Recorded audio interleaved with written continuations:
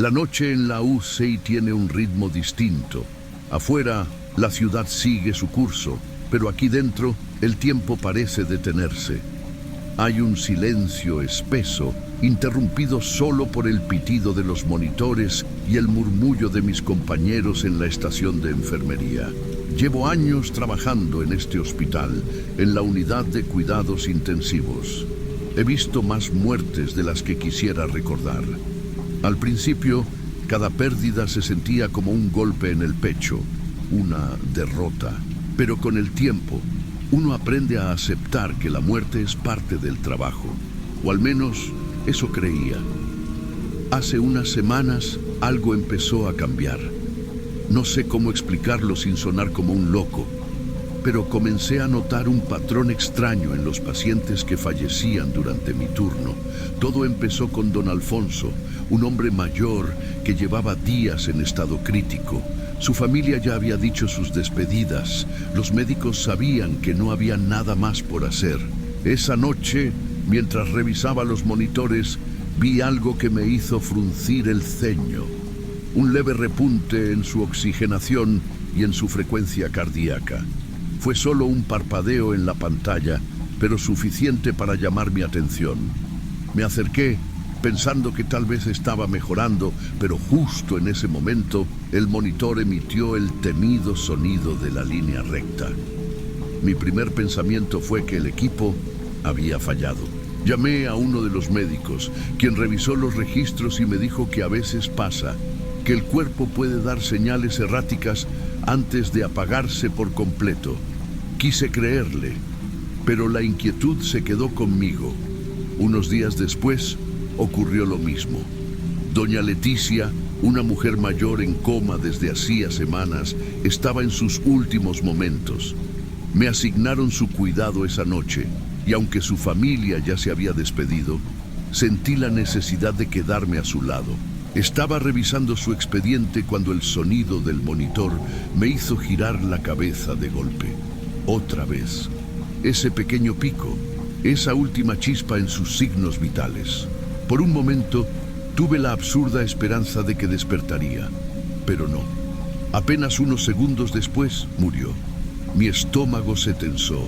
Una coincidencia era normal, pero 2 veces en tan poco tiempo, con el mismo patrón. Algo no estaba bien. Decidí mencionarlo a mis compañeros en la estación de enfermería.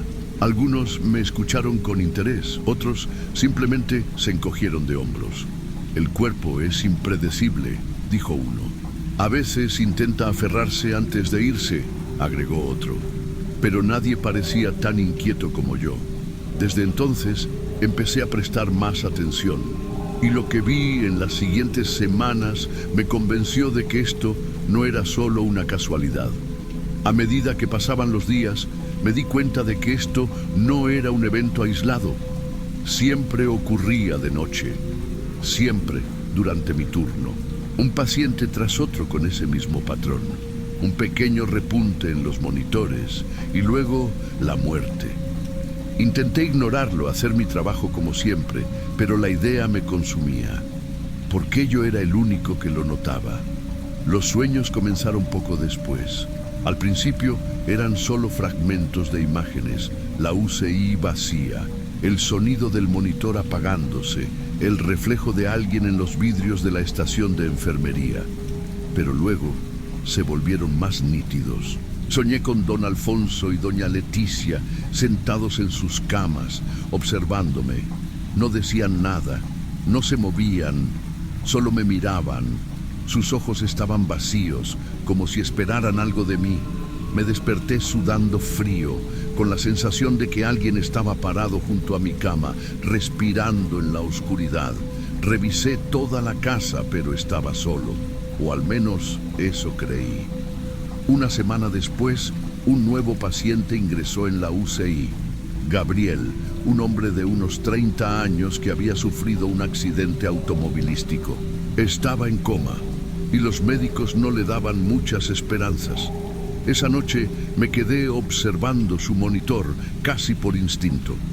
Algo me decía que vería el patrón otra vez, y entonces sucedió.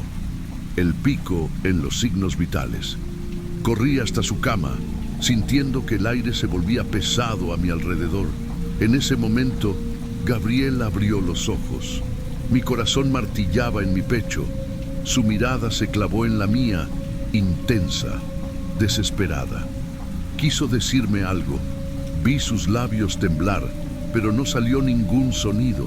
Entonces su cuerpo se relajó.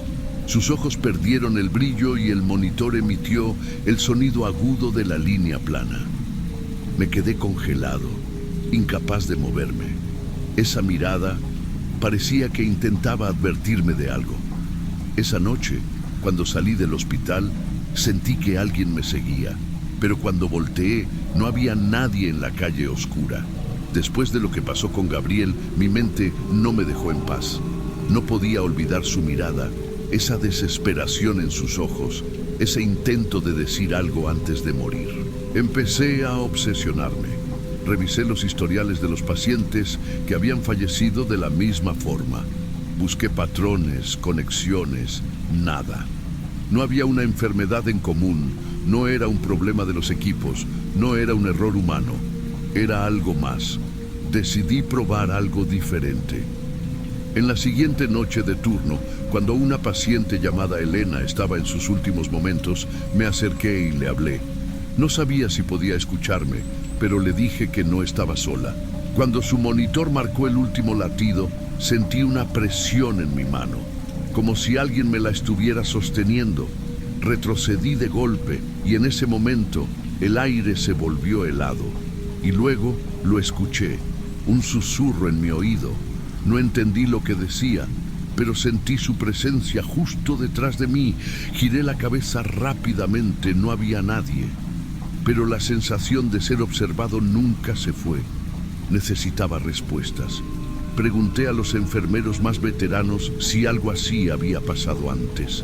La mayoría me miró como si estuviera loco, pero una de ellas, la enfermera Camila, bajó la voz y me contó algo que me dejó sin aire. Hace años, un enfermero llamado Tomás Arriaga trabajaba en la misma área de la UCI. Era conocido por quedarse con los pacientes terminales hasta el final, hablándoles, tomándoles la mano, pero había un rumor más oscuro sobre él. Algunos decían que ayudaba a los pacientes a partir, administrando morfina en dosis letales para acelerar el proceso. Se creía que lo hacía por compasión, pero nadie pudo probarlo. Una noche, Tomás fue encontrado muerto en una de las habitaciones de la UCI.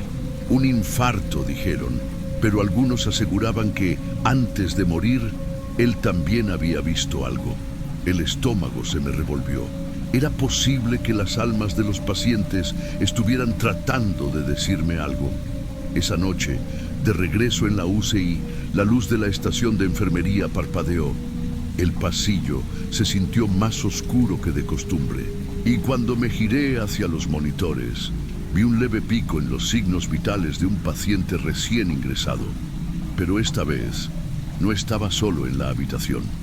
La UCI estaba en completo silencio, pero yo sentía una presencia.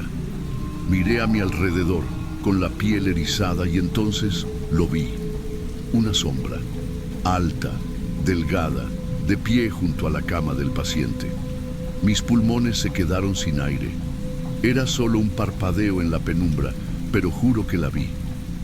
El monitor emitió un sonido agudo. La línea recta apareció en la pantalla. El paciente había muerto. Cerré los ojos, esperando que todo fuera producto de mi imaginación. Pero cuando los abrí otra vez, la sombra seguía ahí, más cerca. Desde entonces, cada noche en la UCI, cuando la última luz se apaga y el silencio lo cubre todo, sigo sintiendo que alguien está observándome. Quizá nunca estuve solo.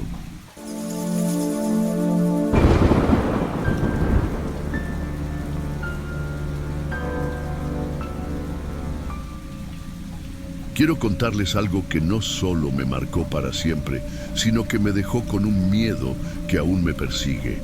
Desde aquella noche, evito los hospitales lo más que puedo, y si tengo que ir, lo hago con un nudo en la garganta. Todo comenzó en el 2001, el año en que me gradué como psicóloga en la Universidad Nacional Autónoma de México, UNAM.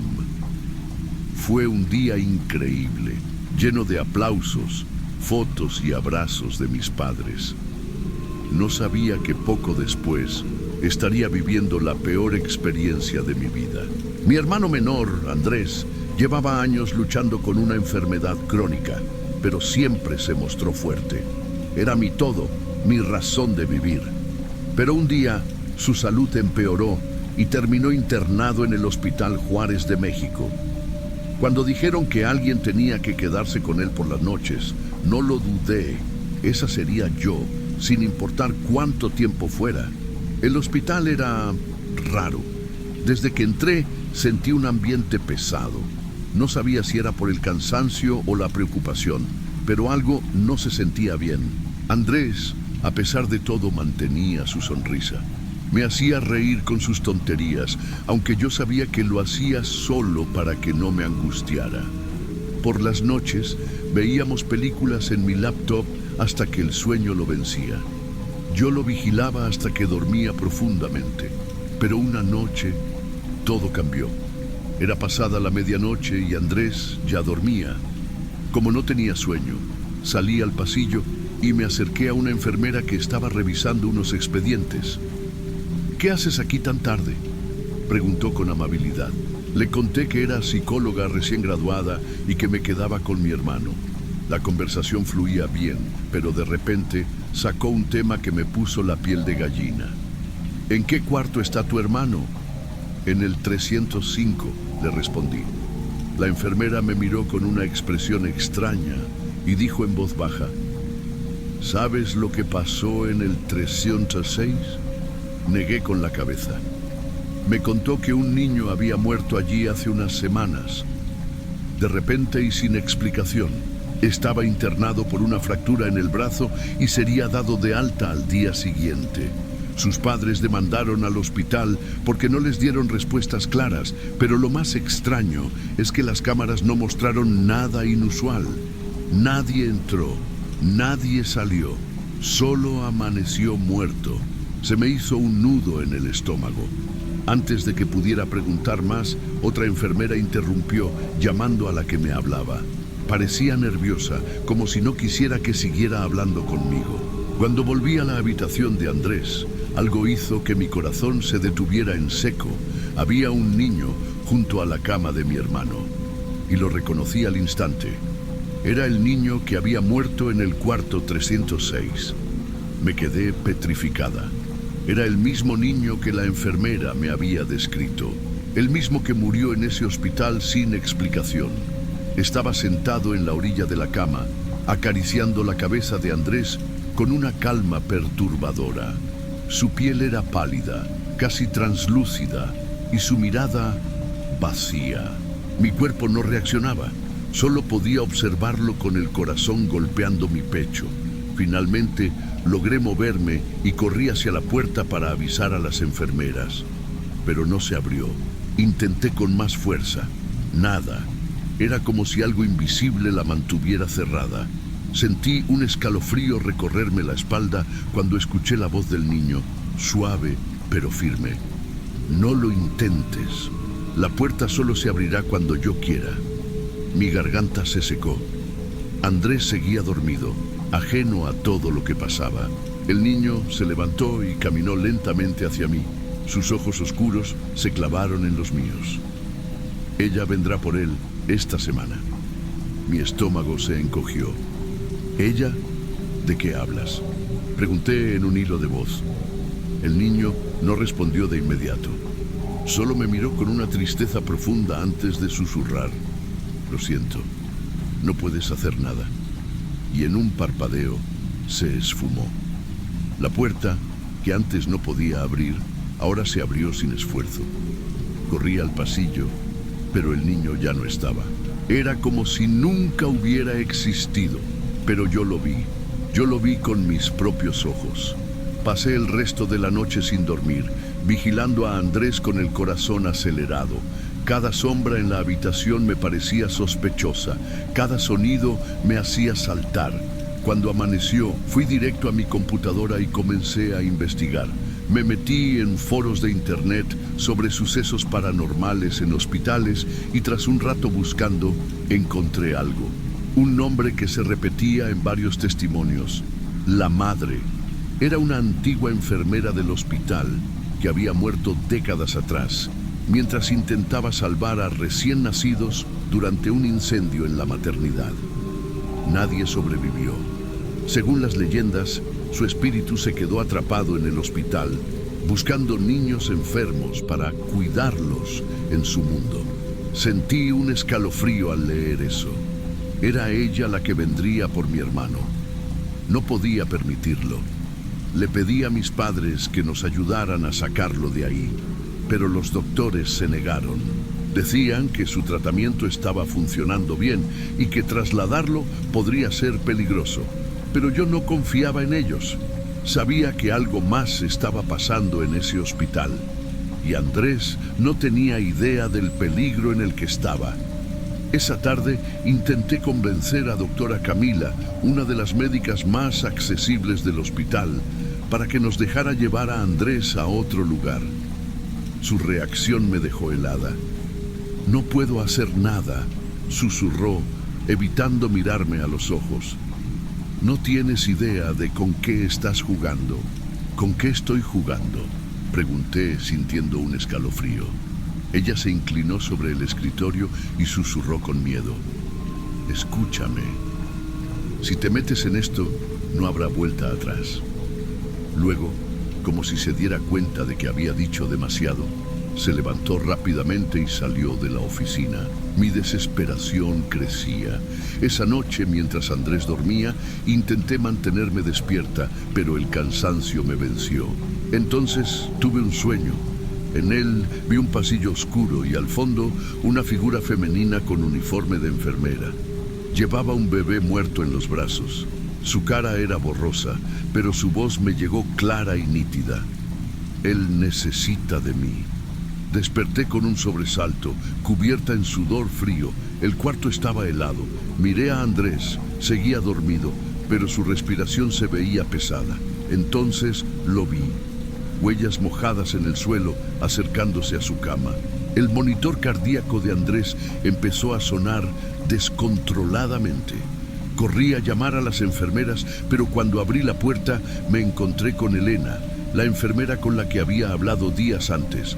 Su rostro reflejaba miedo puro. «Tienes que ayudarme. Algo le pasa a mi hermano», grité desesperada, pero ella me sujetó de los hombros con fuerza. «Escúchame. Hay una sola forma de detener esto». «¿Qué? ¿Cómo?», jadeé, sintiendo que el aire me faltaba. «Hay un ritual. No sé si funciona, pero algunos dicen que puede sellar el cuarto. Necesitamos sal, velas negras y un nombre». Mi corazón latía con fuerza. «¿Qué nombre?». Elena tragó saliva. «El de ella». El problema era que nadie lo sabía. Entramos corriendo a la habitación y comenzamos a rociar sal en el umbral de la puerta y alrededor de la cama de Andrés. Encendimos las velas mientras el aire en el cuarto se volvió más pesado, más oscuro. Las luces comenzaron a parpadear. Y entonces la vi, una sombra esquelética con el rostro oculto bajo un velo negro, apareció en la esquina del cuarto. Su voz no era más que un susurro rasposo. «Él ya es mío». Mi cuerpo se paralizó. La figura seguía en la esquina de la habitación, alta, delgada, con un velo negro cubriendo su rostro.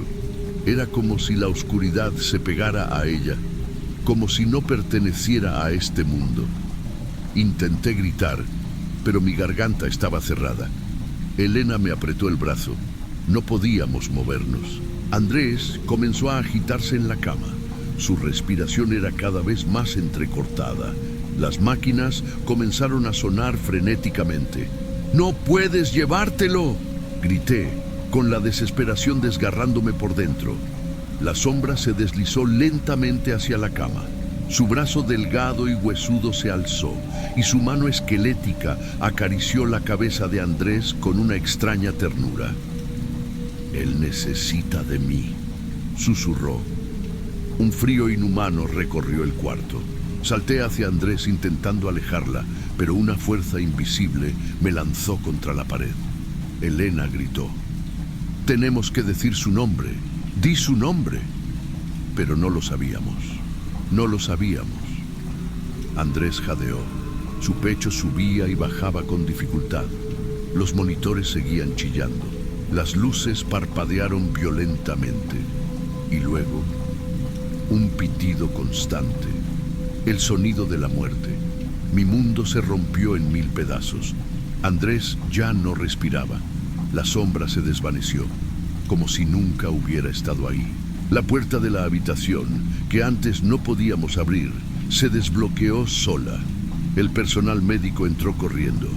Intentaron reanimar a Andrés, pero yo ya sabía la verdad. Él se había ido.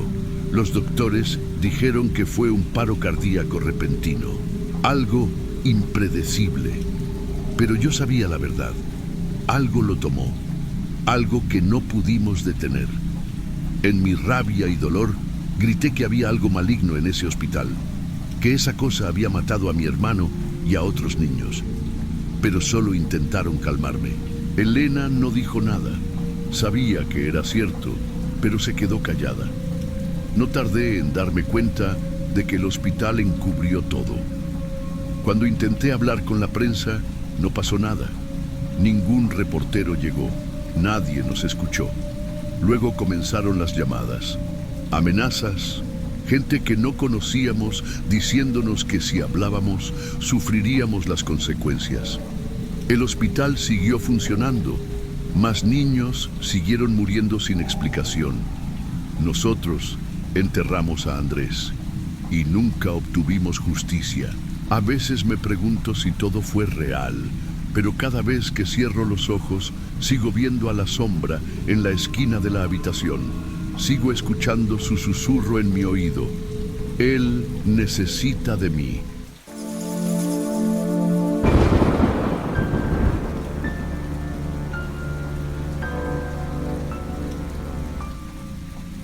La lluvia golpeaba las ventanas con fuerza y el viento aullaba entre las rendijas del viejo hospital. No era la primera vez que me tocaba una guardia en una noche de tormenta, pero había algo diferente en el aire. Un peso, una sensación de que algo andaba mal, aunque no pudiera explicarlo. El Hospital General de Tijuana era antiguo, con pasillos largos y techos altos que amplificaban cualquier ruido. La mayoría de las veces, las noches eran tranquilas, con apenas un par de emergencias menores. Pero esa noche no. Esa noche todo cambió. Eché un vistazo al reloj. 2:33 AM. Los pasillos estaban vacíos, salvo por algún enfermero de guardia y los pocos pacientes que dormían o veían televisión en sus habitaciones. Todo estaba en calma. Hasta que, de repente, la luz parpadeó 3 veces y el hospital entero se sumió en una oscuridad total. Por alguna razón, la sensación fue diferente a cualquier otro apagón. No fue solo la falta de luz, sino el silencio. Un silencio denso, absoluto. Incluso la tormenta afuera pareció detenerse. Un escalofrío subió por mi espalda cuando sentí algo, como si el aire mismo hubiera cambiado. Como si algo más estuviera allí. El generador debía encenderse en cuestión de segundos, pero no lo hizo. Todo seguía oscuro, y entonces lo escuché. Un susurro débil en algún lugar del pasillo. No pude entender lo que decía, pero era claro que no estaba solo. Saqué mi celular y encendí la linterna, iluminando el pasillo vacío. Nada, pero el aire se sentía pesado, helado. Como si alguien estuviera respirando muy cerca de mí. ¿Alguien ahí? Pregunté en voz baja, sintiéndome ridículo de inmediato. No hubo respuesta, solo ese silencio opresivo. De pronto, una voz a mis espaldas me hizo dar un salto. Era Isabel, una de las enfermeras. Doctor, ¿usted también lo escuchó? La luz regresó en ese instante, parpadeando antes de estabilizarse. Me giré hacia Isabel, pero ella tenía los ojos clavados en algo más, en la puerta de la habitación 309, que estaba entreabierta, aunque nadie había entrado ahí en toda la noche. Entonces, un paciente mayor, don Roberto, nos miró desde su cama con ojos llenos de pánico y murmuró algo que hizo que la piel se me erizara. «No está solo, él sigue aquí». El comentario de don Roberto me dejó helado. Había algo en su voz, en la forma en que sus ojos parecían mirar más allá de nosotros, que me hizo sentir un escalofrío en la nuca. «¿A qué se refiere?», le pregunté, tratando de mantener la calma. El viejo apenas me miró. Sus labios temblaban y su respiración era pesada. «Él sigue aquí, esperando». Isabel y yo intercambiamos una mirada incómoda. Sabíamos que algunos pacientes mayores a veces deliraban, pero algo en su tono me hizo dudar. Cuando salimos del cuarto, le pregunté a Isabel qué había querido decir con eso de «¿Usted también lo escuchó?».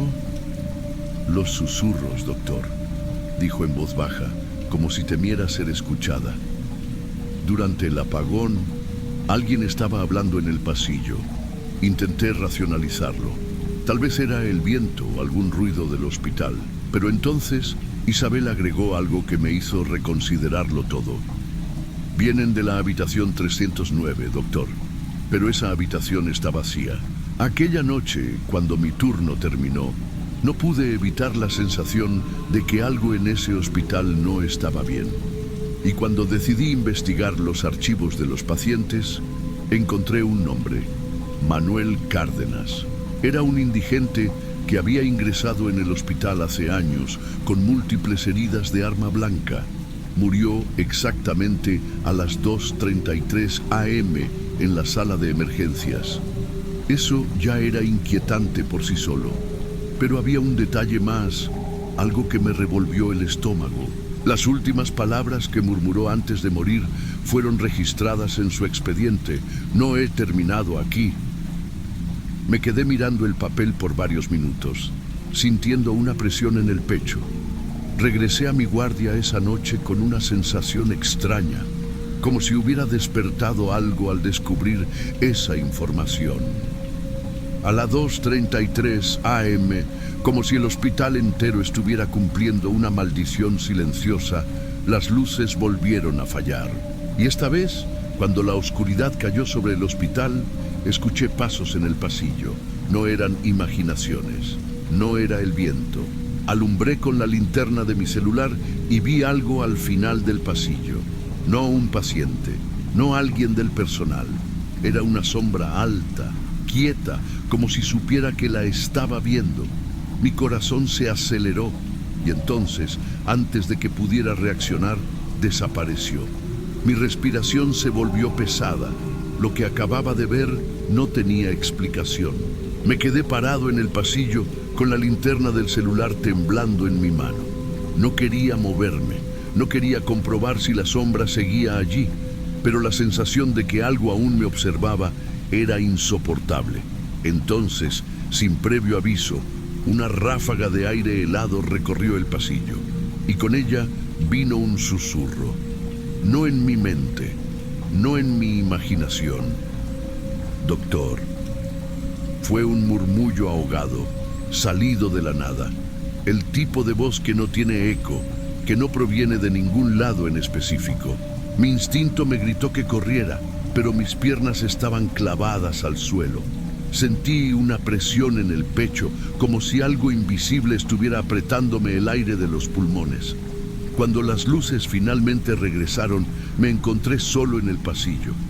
Pero no estaba tranquilo. En el suelo, justo donde había visto la sombra, había una huella de sangre. Las noches siguientes, el fenómeno se repitió. Siempre a las 2:33 AM. Siempre la misma sensación. Isabel me dijo que varios pacientes empezaron a notar cosas extrañas. No solo el frío repentino y los susurros. Algunos aseguraban que una figura oscura se acercaba a sus camas durante los apagones. Javier, el guardia de seguridad, confesó que había estado revisando las grabaciones de las cámaras de seguridad. «Doctor, No sé cómo explicarlo, pero cada vez que hay un apagón, las cámaras dejan de grabar. Y cuando regresan, hay interferencia, como si algo más estuviera en los pasillos. No dormí en toda la noche después de eso. No sabía qué hacer, así que regresé a los archivos del hospital. Busqué más sobre Manuel Cárdenas y descubrí algo que me dejó helado. Había sido apuñalado por alguien que nunca fue identificado.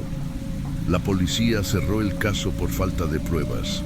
Su última frase, "no he terminado aquí", se sintió como un eco en mi cabeza. Decidí hablar con un sacerdote, quien aceptó ir al hospital y bendecir la habitación 309, el lugar donde Manuel pasó sus últimas horas. Esa noche, por primera vez en semanas, el apagón no ocurrió. Pero sé que esto no terminó, porque cada vez que camino por esos pasillos de madrugada, aún siento esa presencia detrás de mí. Y cuando miro al final del corredor, a veces creo ver una sombra que me observa, esperando.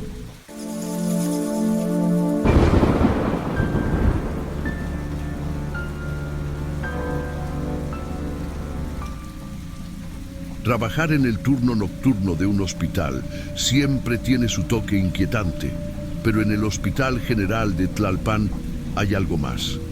No sé si es la forma en la que la luz parpadea en los pasillos o el silencio abrumador en ciertas áreas, pero desde mi primera noche ahí sentí que algo no estaba bien. Llevo años trabajando en hospitales y sé que el cansancio puede jugarte malas pasadas. Pero lo que me ocurrió esa noche no fue mi imaginación. Eran las 2:22 AM, cuando el teléfono de la recepción sonó. Eso en sí mismo no era raro, pero algo me puso tensa al instante. No sé explicar por qué, pero la sensación fue similar a cuando sientes que alguien te observa. Me acerqué y contesté. ¿Hospital General de Tlalpan? Silencio. Solo un leve sonido de estática. ¿Hola? Nada. Solo ese ruido distante, como cuando un televisor antiguo no capta bien la señal.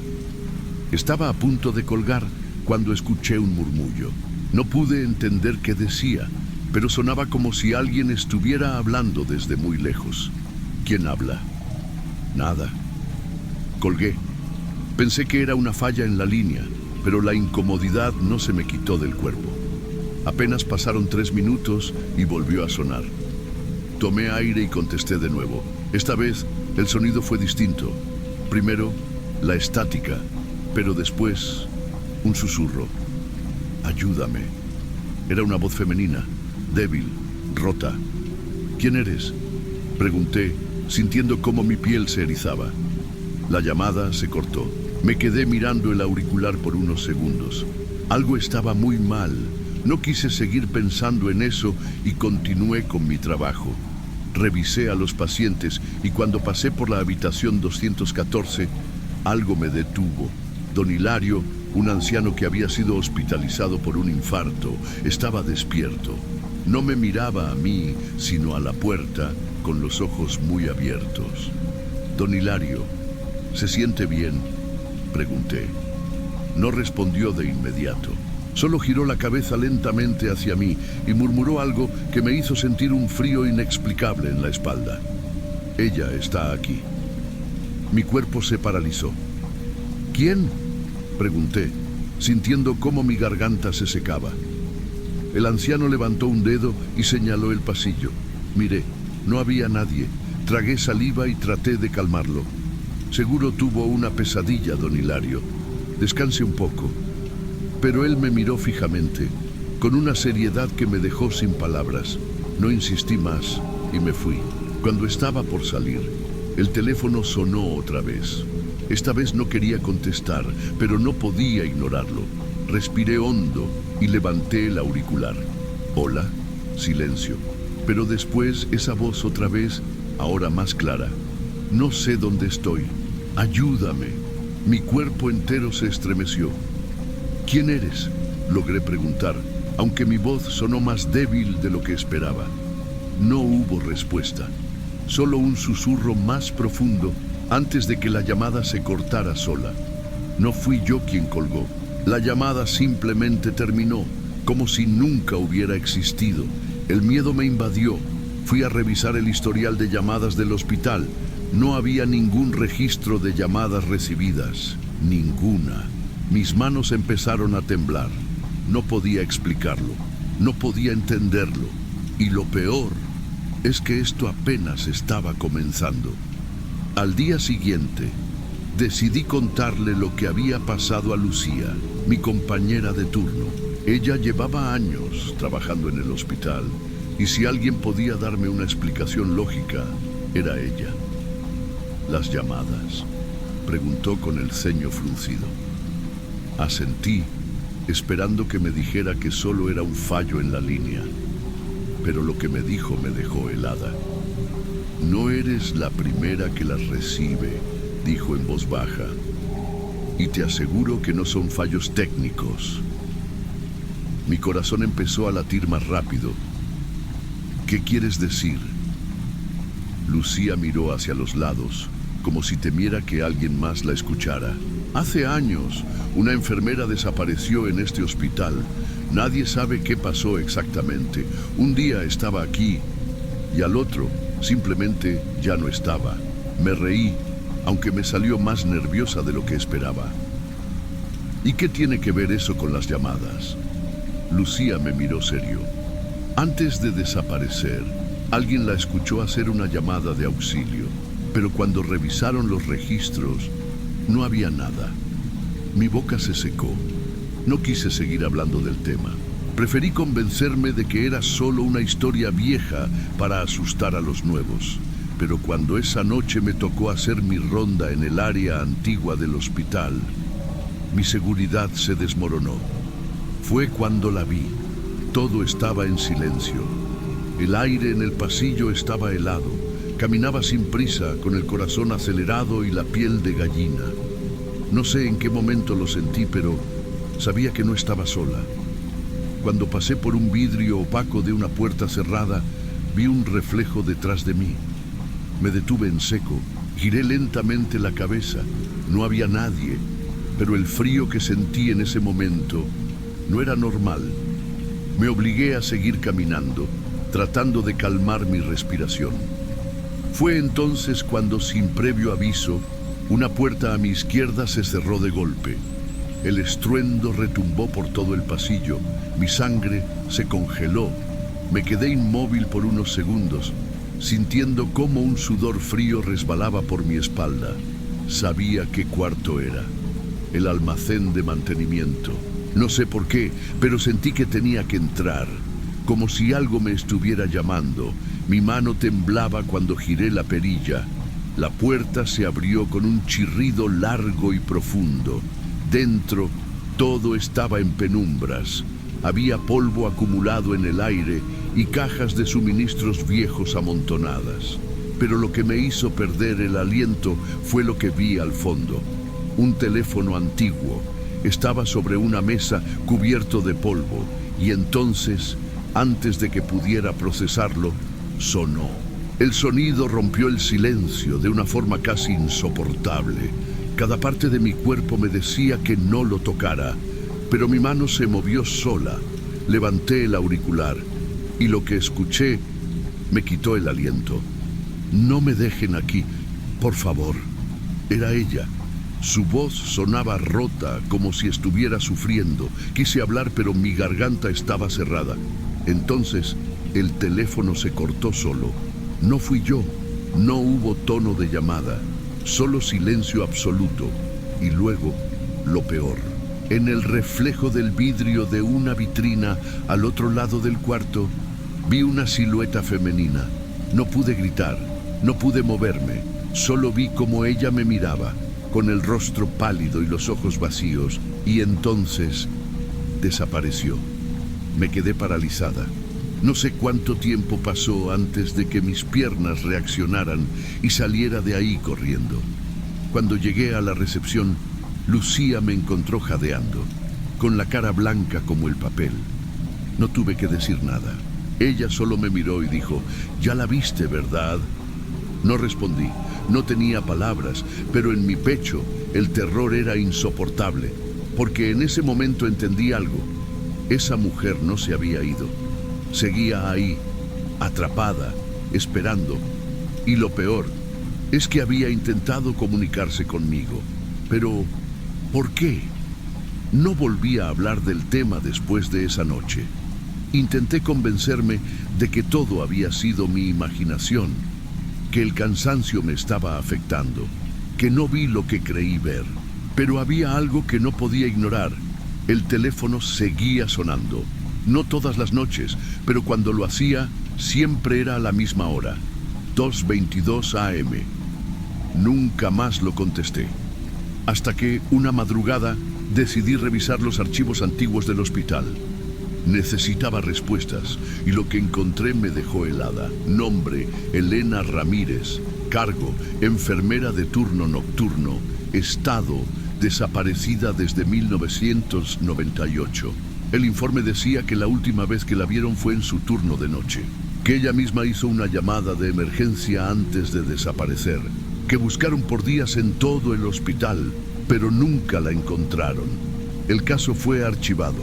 No había cuerpo, no había pruebas, nada. Cerré la carpeta con el estómago revuelto y entonces el teléfono sonó. Mi piel se erizó de inmediato. No quería contestar, pero por primera vez en semanas no sentí miedo. Lo levanté lentamente. ¿Hola? No hubo estática esta vez, solo un silencio profundo y luego una voz apenas perceptible. Gracias. Mi corazón se detuvo. Era ella, pero su voz ya no sonaba angustiada, sonaba en paz. No supe qué responder. La llamada se cortó sola. Nunca más volvió a sonar. Y yo entendí que, finalmente, ella había encontrado el descanso que buscaba. Pero cada vez que paso por los pasillos oscuros del hospital, siento que alguien me observa. No con miedo, ni con enojo, solo con gratitud. Y eso es algo que nunca podré olvidar.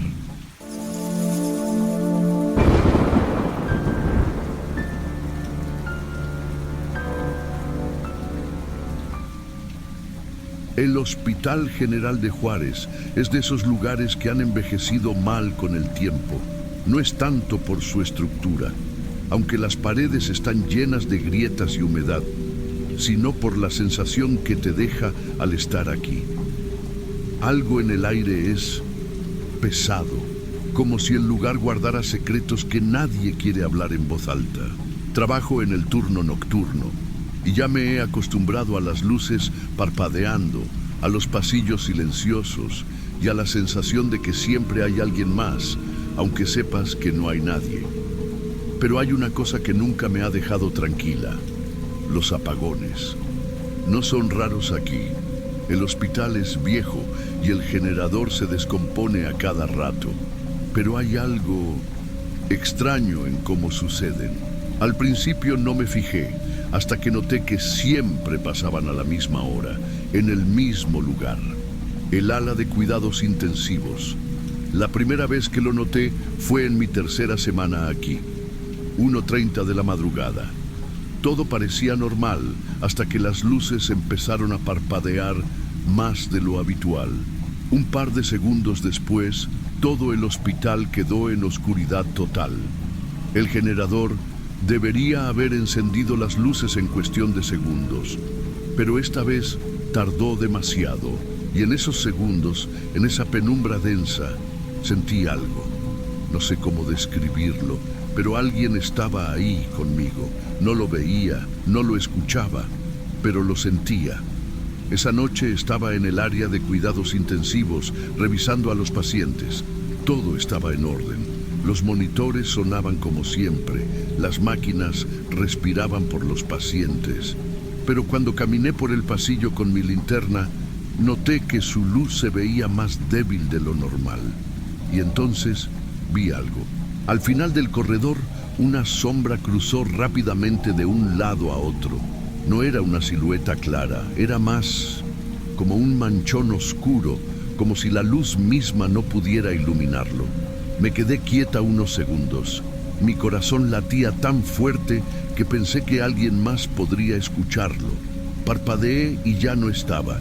Me obligué a seguir trabajando como si nada hubiera pasado, pero esa sensación de que alguien me estaba observando no desapareció.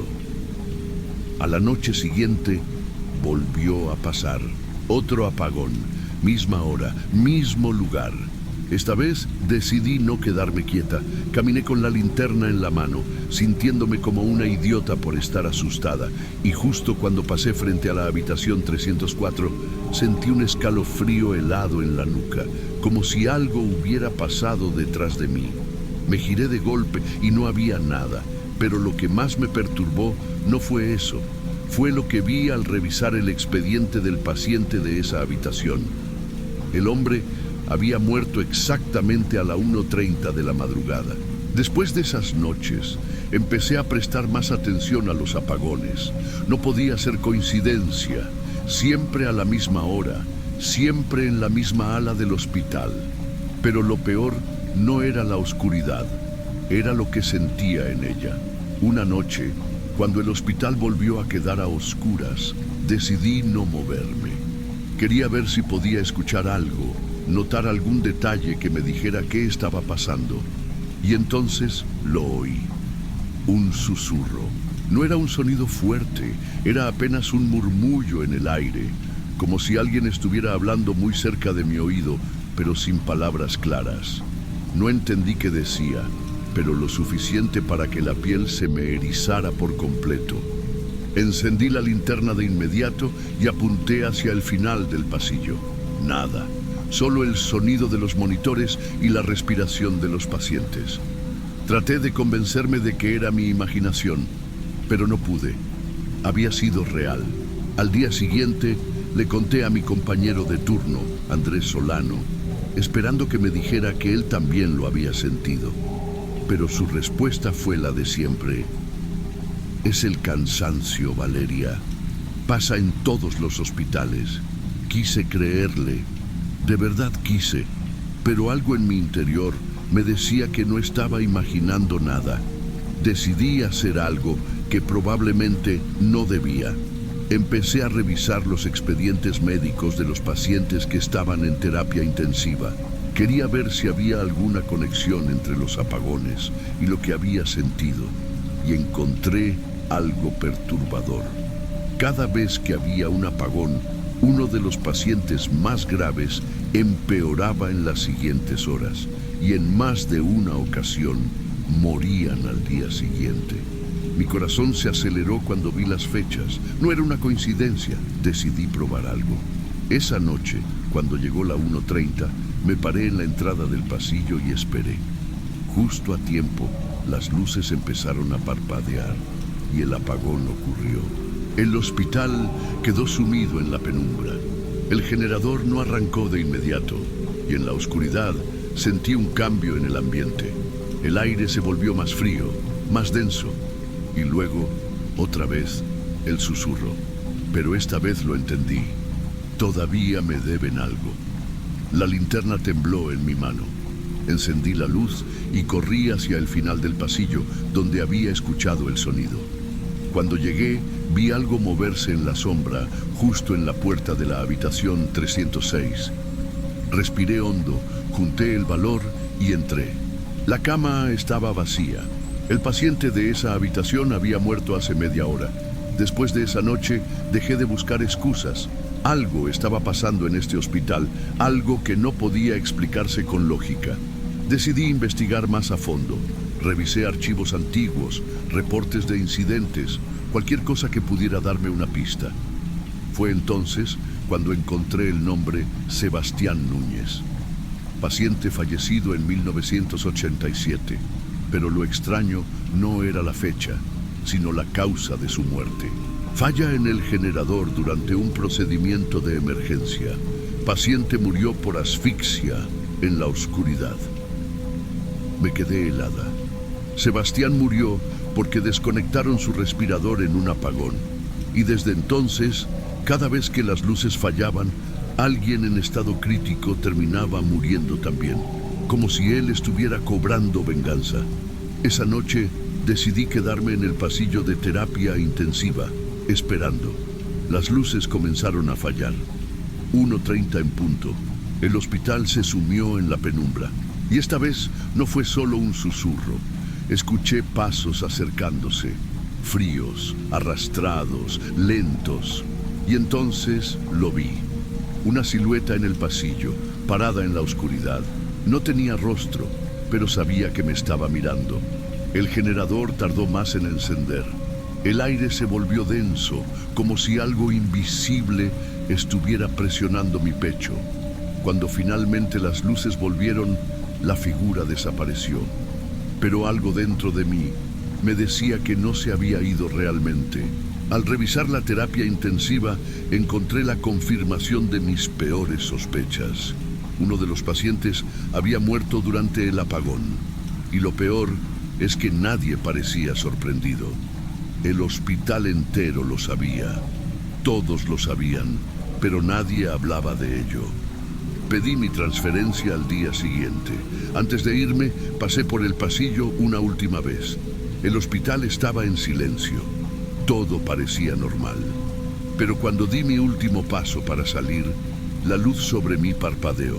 Sentí un escalofrío recorrer mi espalda y entonces lo escuché. Un susurro.